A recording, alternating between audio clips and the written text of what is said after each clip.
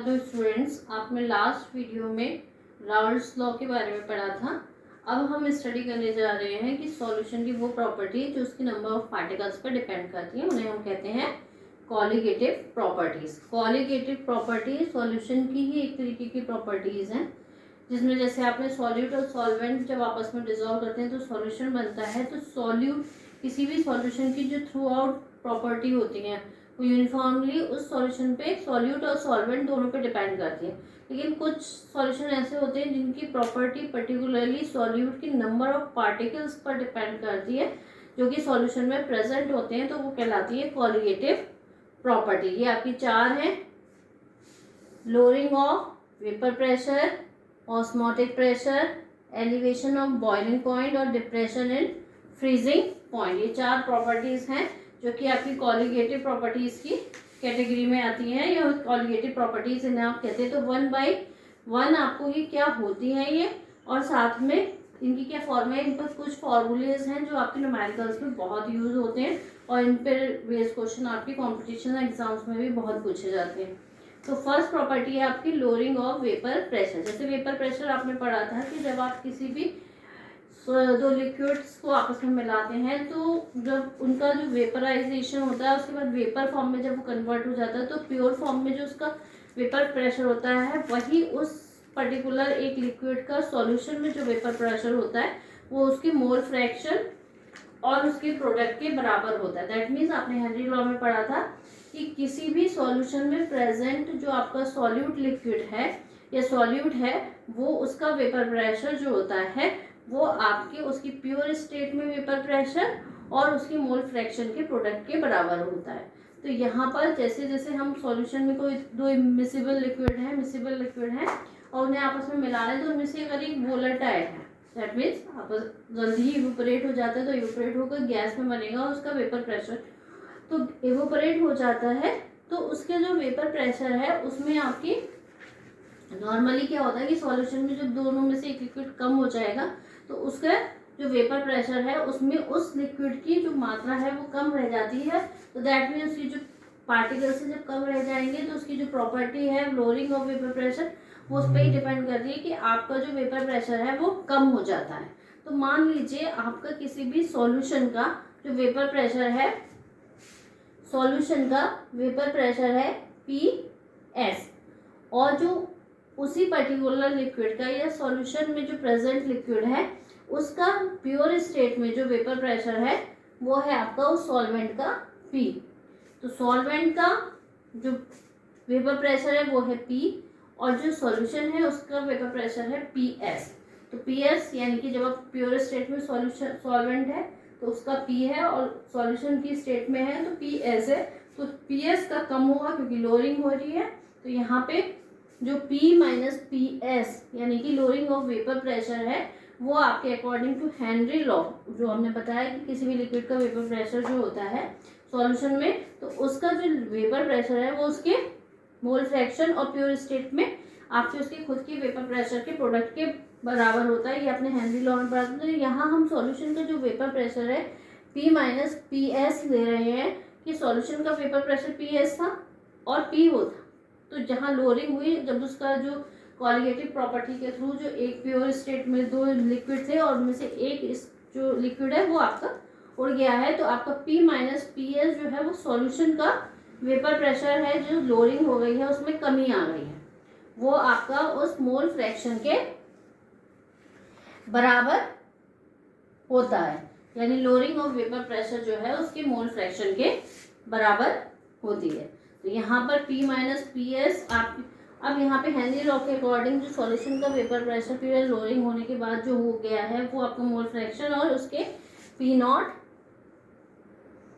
के बराबर है, यानी कि उस प्योर स्टेट में जो आपका वेपर प्रेशर है उसके बराबर है।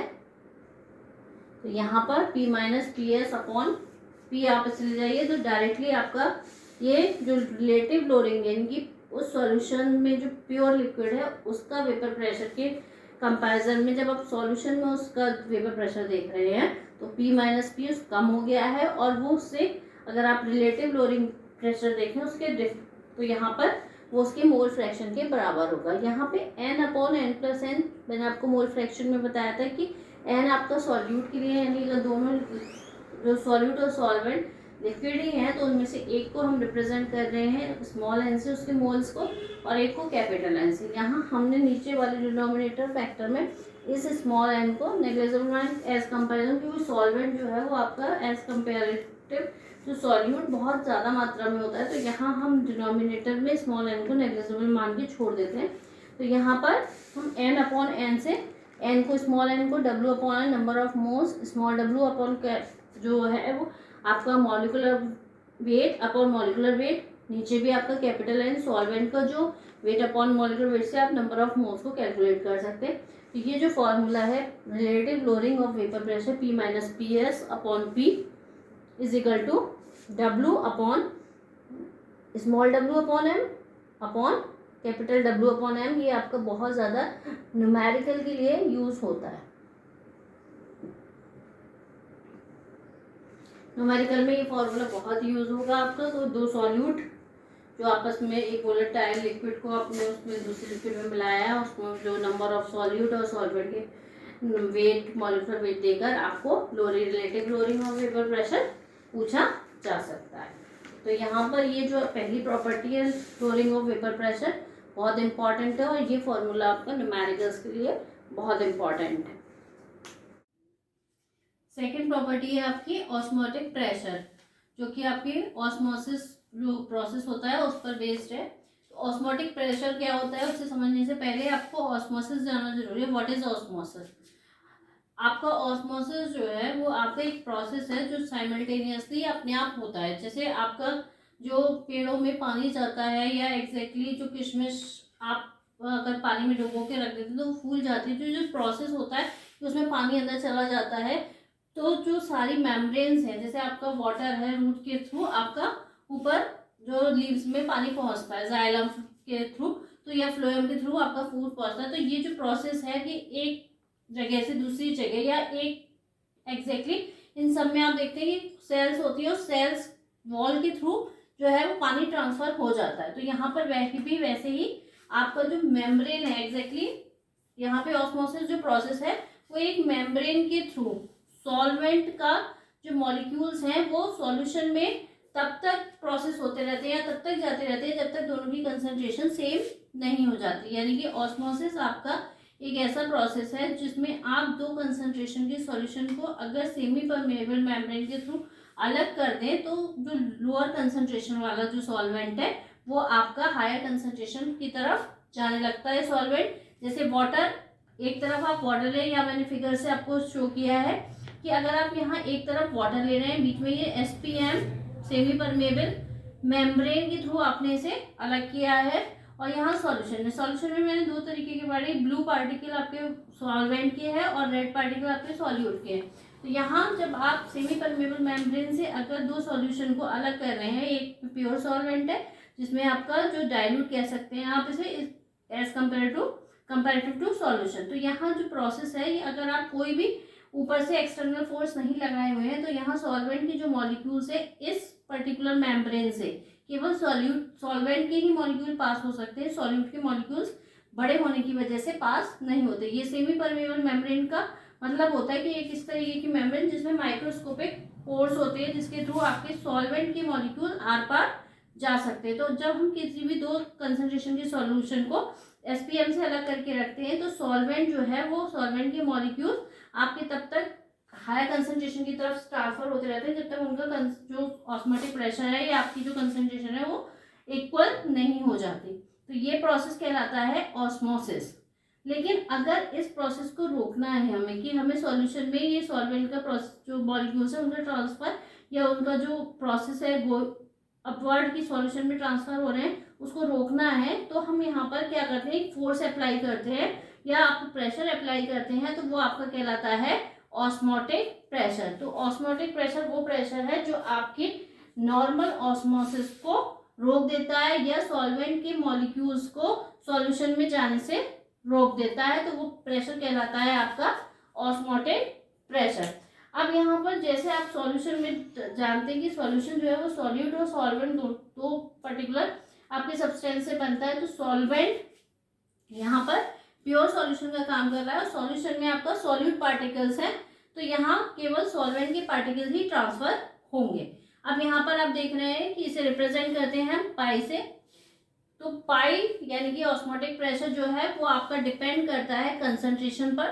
कंसंट्रेशन में जिसमें आपके सॉल्यूट के मॉलिक्यूल्स हैं, यानी कि मैंने आपको बताया कॉलिगेटिव प्रॉपर्टी वो होती है जो आपके पार्टिकल्स पर डिपेंड करती है। तो यहाँ ये जो पार्टिकल्स हैं इनकी कंसंट्रेशन पर ये ऑस्मोटिक प्रेशर डिपेंड कर रहा है। तो यहाँ आप ऑस्मोटिक प्रेशर को पाई से रिप्रेजेंट करें। Pi is equal to CRT। C is the concentration या नंबर ऑफ मोल्स। तो यहाँ नंबर ऑफ मोल्स कंसंट्रेशन को रिप्रेजेंट करेंगे number of moles upon volume पर लीटर। तो यहाँ आप सी को लिख सकते हैं N अपॉन V। N को गैस कांस्टेंट है, टी आपका एक पर्टिकुलर टेम्परेचर पर ये प्रोसेस जिस पर हो रहा है वो आपका टेम्परेचर है, जो कि हम नॉर्मली केल्विन में लेते हैं। तो ये आपका ऑस्मोटिक प्रेशर वो प्रेशर है जो आपका ऑस्मोसिस प्रोसेस को रोक देता है या सॉल्वेंट के पार्टिकल्स को सॉल्यूशन में या हायर कंसंट्रेशन की तरफ जाने से रोक देता है। ये प्रोसेस आपका जो है वो पर्टिकुलर जो प्रेशर है वो आपका ऑस्मोटिक प्रेशर कहलाता है और ये आपकी एक कॉलिगेटिव प्रॉपर्टी है। ये फॉर्मूला आपका न्यूमेरिकल्स के लिए बहुत बहुत इंपॉर्टेंट है, बहुत सारे क्वेश्चन आपके इस पे बेस्ड आते हैं। नेक्स्ट प्रॉपर्टी है आपकी elevation in boiling point. Boiling point आप सभी जानते हैं कि जिस पर्टिकुलर टेम्परेचर पर आपका जो वेपर प्रेशर है वो एटमॉस्फेरिक वेपर प्रेशर के बराबर हो जाता है, वो उस पर्टिकुलर लिक्विड का बॉइलिंग पॉइंट कहलाता है। सॉल्यूशन में दो अगर वोलेटाइल लिक्विड की सॉल्यूशन है कि एक वोलेटाइल है एक नॉन वोलेटाइल है, तो आपका जब आप सॉल्यूशन बनाते हैं तो उसमें जो टेम्परेचर है बॉइलिंग पॉइंट है वो प्योर लिक्विड का दूसरे लिक्विड का अलग होगा और जो वोलेटाइल लिक्विड है उसका अलग होगा। तो यहाँ पर जब आप उसे दोनों को मिला देते हैं तो सॉल्यूशन का जो बॉइलिंग पॉइंट होता है ओवरऑल वो आपका क्या हो जाता है, बढ़ जाता है। क्यों? क्योंकि आपके जो नंबर ऑफ पार्टिकल्स हैं वो आपके पर यूनिट बढ़ जाते हैं। तो यहाँ पर मान लीजिए सॉल्यूशन का जो बॉइलिंग पॉइंट है वो TB है और सॉल्वेंट का TB नॉट हम रिप्रेजेंट करते हैं। तो एलिवेशन इन बॉइलिंग पॉइंट जिसे आप कैपिटल T से और कैपिटल B आपने सफिक्स में लगा के इसे रिप्रेजेंट किया है, तो ये आपका हो जाएगा TB माइनस T0B। अब ये डिपेंड करेगा मोलर कंसंट्रेशन यानी ऑब्वियसली नंबर ऑफ पार्टिकल्स या नंबर ऑफ मोल्स पर।